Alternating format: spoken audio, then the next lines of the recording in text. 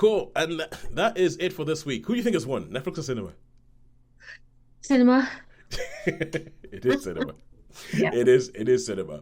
And we have a little bit of time. We have a little bit of time this week. So I think I'm going to continue with, well, but seeing as I'm not making late to the party a section of the show, I mean, I think it's just whenever we watch something that we are late to the party, I'm just going to highlight it. Late to the party. But now we're going to go into the whole thing of things because we have a rule on this show where if we're going to come and review a TV show, you have to have watched the entire season before we bring it here because we think it's unfortunate. I mean, and I've seen this where I've seen some shows, there's some publications that review a TV series based off of the first two episodes. And they go, yeah, it's good, it's good. And by the time you get to like the sixth episode, they're like, oh no, it went downhill. and I think with us, we're more like, okay, no, let's watch the whole thing and then let's assess it. Because if we're going to be putting TV shows up against films, we need to have the whole story and see what this thing is like.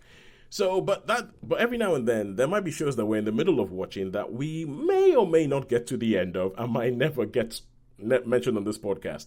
But, I mean, I know, Holly, you mentioned All's Fair last week. Yeah. And Over to you. I think you need to do your follow-up because, I might be biased.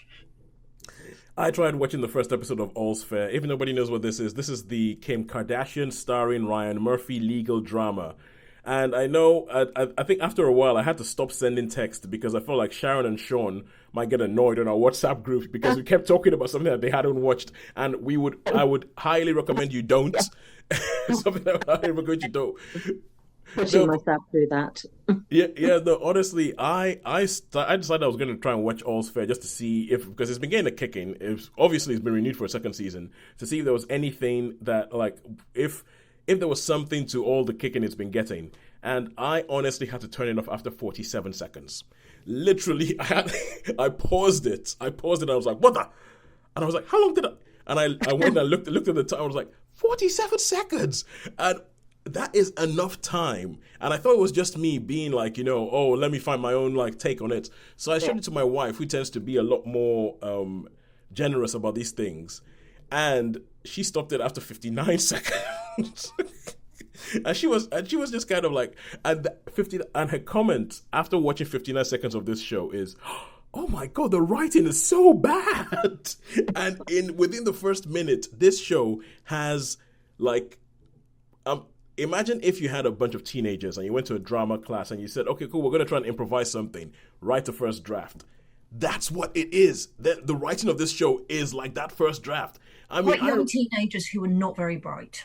Well, yeah. What it is, I remember being a teenager and wanting to write plays and all that kind of stuff. And I remember being in a church and saying, you know what? I think the worst kind of play is the kind of play that starts off where two people are walking along and one of them just kind of goes, wow, did you hear what pastor said the other day in the sermon? Oh yeah, that was very good. He told us blah, blah, blah. And just starts telling you stuff. And literally, that's how this show starts. It doesn't talk about pastors or anything like that, but that is how this show starts. It would have been better if it did. I would have voted for the pastor's version. I mean, honestly, that's how this show. And you're just thinking, what the heck am I watching? And the other thing because I think my wife put it a lot more succinctly than I can. She said she thinks it's so badly written, it doesn't give anybody a chance to act. That I think is fair. And you were a lot more polite than I was because I used a lot of badder words than that. No, but honestly, it's and I know what you were saying about Naomi Watts' accent. It does it to an English. Okay, I'm not English, but I live in England, and to an English ear, it's wobbly. It is wobbly, and it's not just wobbly; it's grating. Yep, absolutely grating. It doesn't sound like any sort of English I've ever come across. And she didn't have a good English accent because wasn't she? Aren't her parents English? Wasn't she raised here? No, she has done brilliant English accents in the past. Yes.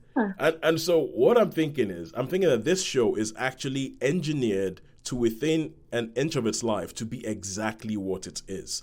I think Ryan Murphy has sat down and he's figured out that good TV doesn't necessarily sell stuff, but controversial stuff does. And so if we make a deliberately bad TV show, people are going to talk about it. People are going to watch it because it has Kim Kardashian in it. And sure enough, they've got a second season, which many good shows have not. Yeah, I mean, they dropped the Wheel of Time, and yet this gets a second series. Yeah, because people are watching it because I feel every bad actor, every bad cutaway, every horrible shot of some old man going, "Rah, rah, rah, rah, rah, rah," giving you some terrible amateur dramatic laughter is designed to be exactly like that. I feel like that's what I think it's designed to be exactly like that because they know this is what's going to get people talking about it. This is what's going to get people watching, and I don't think they care if it's good. This is a show that is a lot more about the business than it is about show. It's about we're going to put something out there, people are going to watch it, and they might hate themselves, but hate sells. Forget about sex. Hate sells. Yeah, I think hate sells better than sex. Do Yeah. you think he literally said to Glenn Close, forget you can act? Because it's like Glenn Close doesn't remember how to act, and Glenn Close, as we all know, is amazing. As can be seen in Wake Up Dead Man this week. Yes, Glenn Close is in Wake Up Dead Man this week. But the thing is, I actually think that is what he told them. I honestly think that's what he told them. And the number of scenes in this show, the whole point of this scene is to tell you about the last scene you just saw. You've seen it happen, and then they come into the scene and they're just recapping the last scene. There is a section, and I timed it. There is an almost minute-long section of Kim Kardashian driving a car. That is it. It's just driving a car, not saying anything, nothing like just driving. And I'm like, what the hell is this nonsense? So yeah, I'm not watching any more of that.